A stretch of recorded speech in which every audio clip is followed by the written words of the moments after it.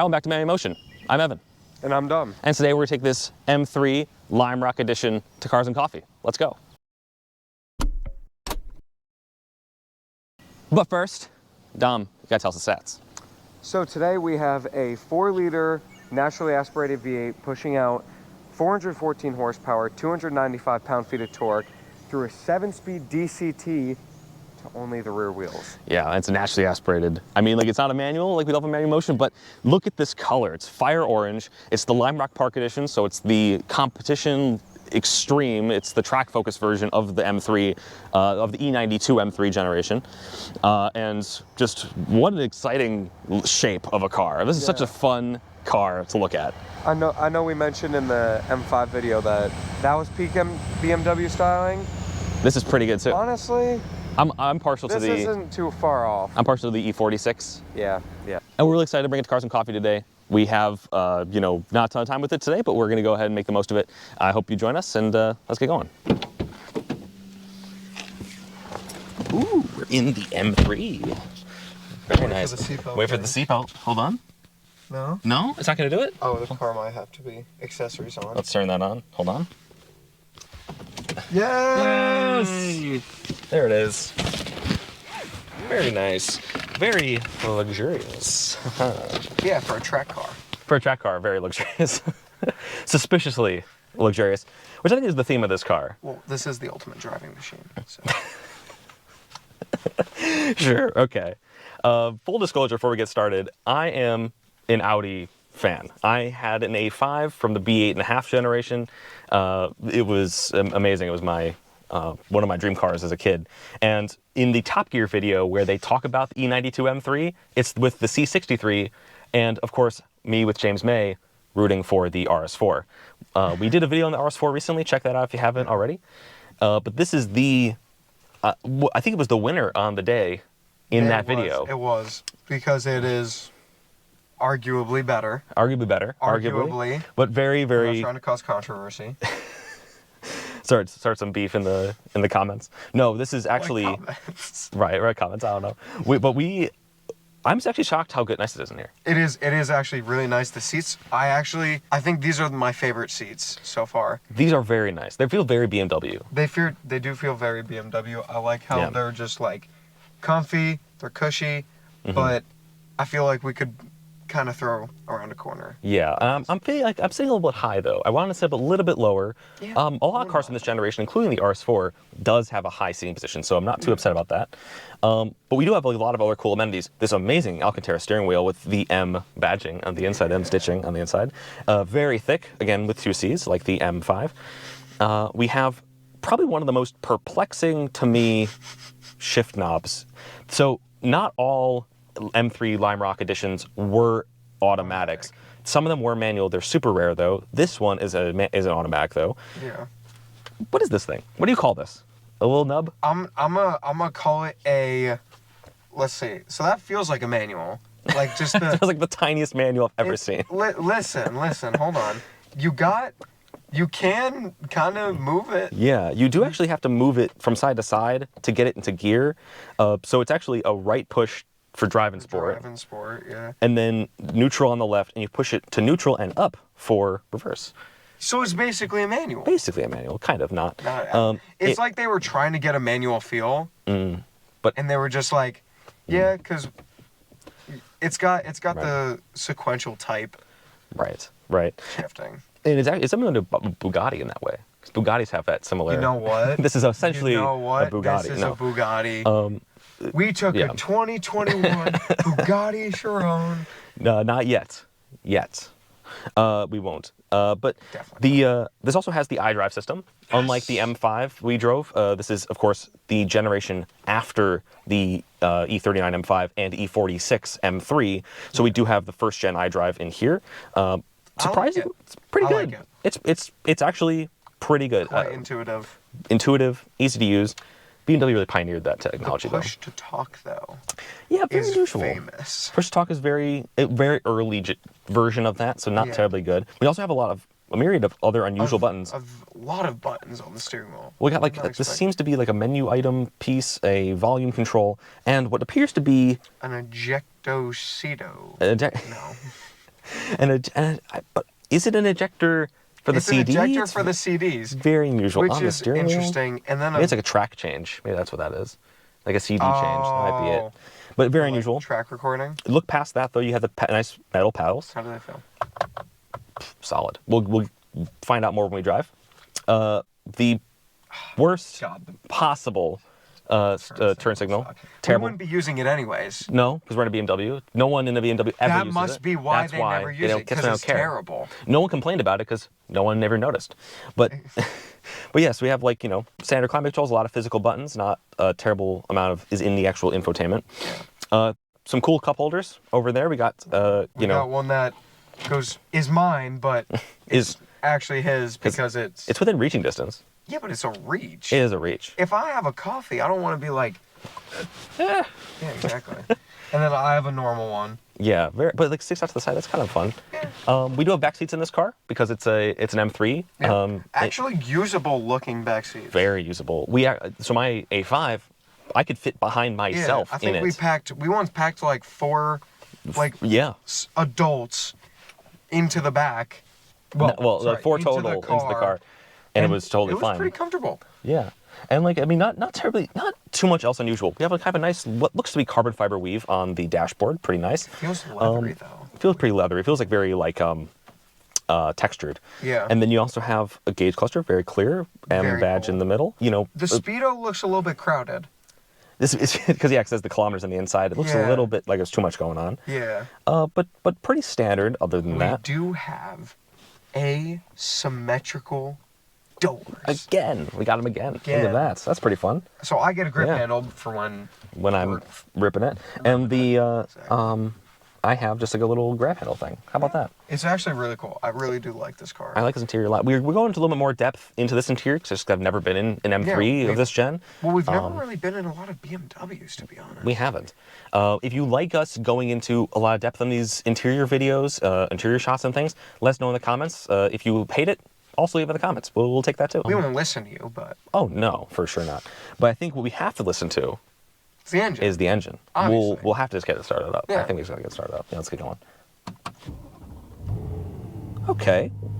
Pretty quiet. I mean, it's a luxury interior. Yeah, honestly, so you can't really hear it a ton. Not very insane. But you can hear the rumble in the front. I think the exhaust is not pronounced right now. It's rumbling, which I really like. We also have, this is just a weird thing I noticed, but we have auto start stop, which how that works is when you're physically stopped in the car, like at a stoplight, it turns off the engine. This is from 2013. This must have been one of the first. Well, it was probably in the earlier generations of this too. You're probably right. It probably was one of the first cars to have that. Yeah. Very And unusual. the first cars that shouldn't have had it because it's annoying and it's terrible. Yep. Especially when you're driving a manual. It's so disorienting. We're not gonna rev it right now. It's decently cold. We have not driven it yet. We're gonna head out right now. We're responsible. Because we don't lie about the engine being warm. We do not. Because you can see on the temps that is clearly not. It's very cold. But anyway, we're gonna get going to get cars and coffee. We're gonna take it for a drive. Let's go. We're driving the M3. Woo! We're in it. Well, I'm gonna put it over into manual mode and put power on. And wow, you can. Once you get going, you really can start to hear this car a lot. Here, I'm gonna drop it down to second and do a little bit of a. Oh, we're. Oh, there's someone in the way. Yeah, there's a biker. I'm just gonna. Connecticut, bikers. Speaking of Connecticut, Lime Rock Park. Lime Rock Park, yeah, we got the Lime Rock Park is here in Connecticut. It's kind of special to be driving a Lime Rock-based German car, but I think we're gonna have to on a back road now. Yeah. Wow, you really can hear it. Whoa. All right. Wow. Okay. Wow. Whoa, this thing is a rocket ship. Jeez. Oh, this thing is awesome. Wow.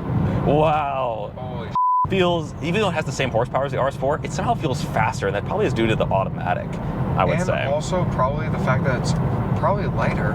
Probably a lot lighter. It's got the carbon fiber roof and the carbon fiber little spoiler in the back to keep the little bit of weight down in the back.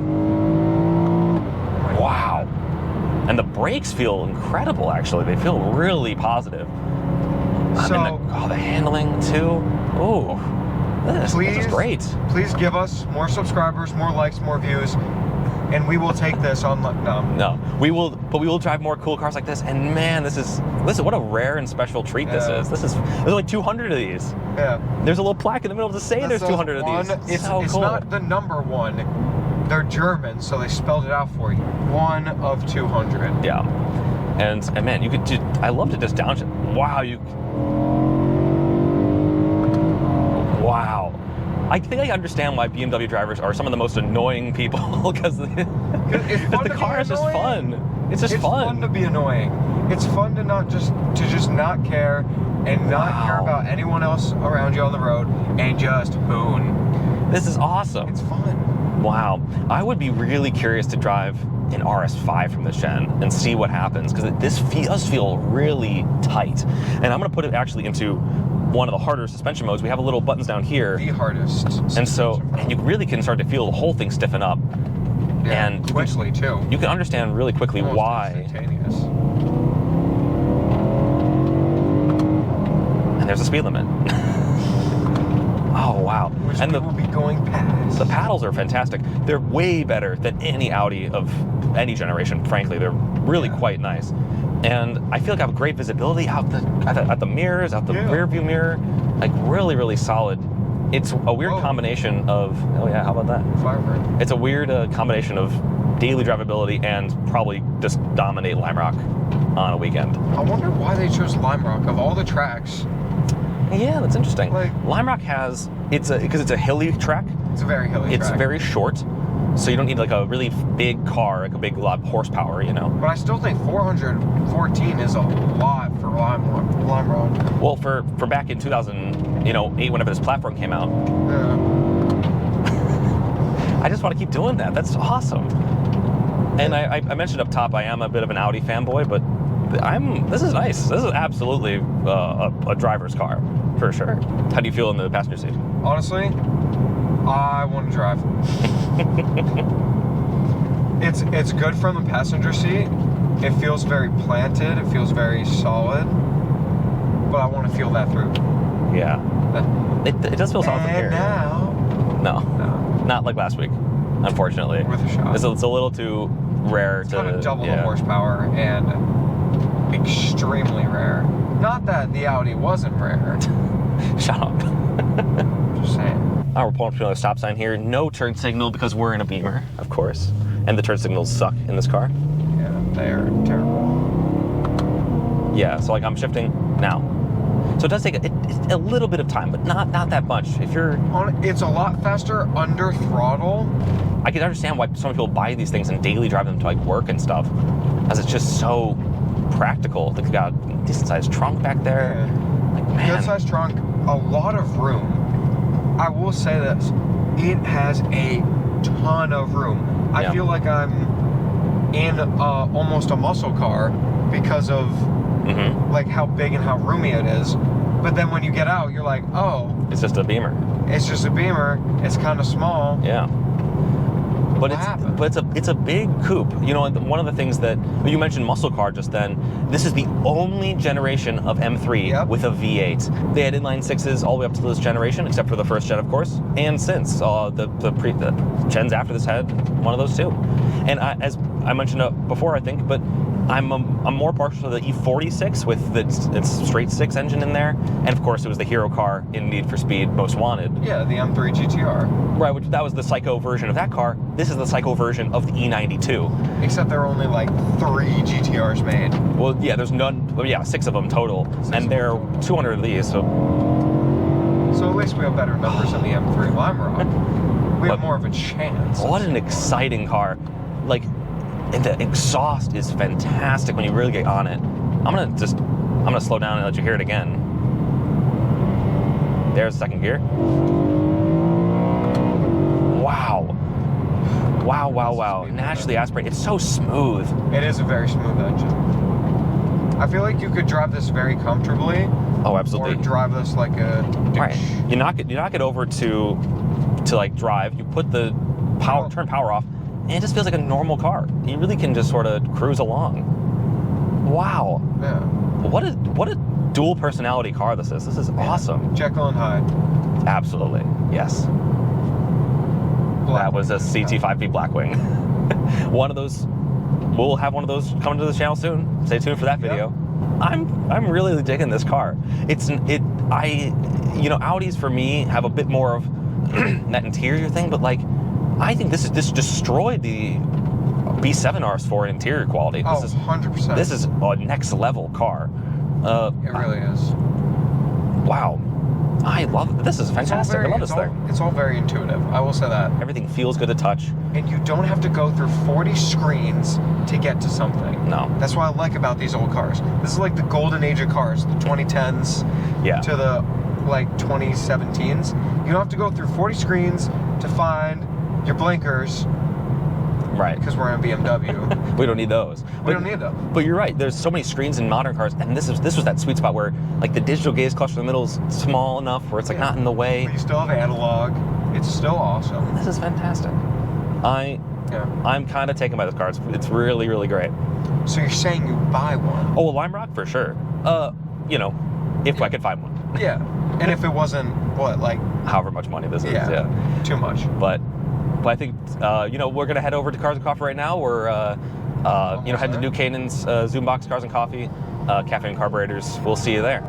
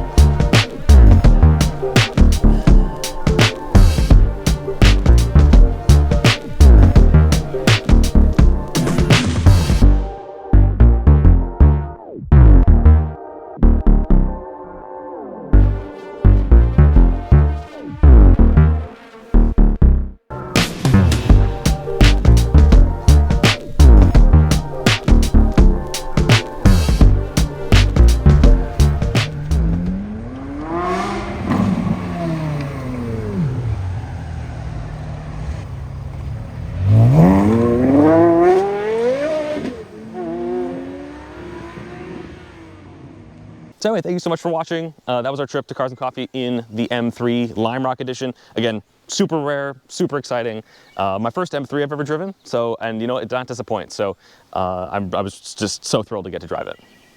Yeah, and we want to say thank you so much to the owner and for letting us borrow it, and thank you so much to you guys for watching. We really appreciate it. But yeah, we got a lot of comments and everything on our last video, so we really appreciate it. If you have any comments on this video, please leave it down below, and subscribe for more videos just like this with even more exciting cars, supercars, old stuff. We got German American, everything coming up soon, so look out for that.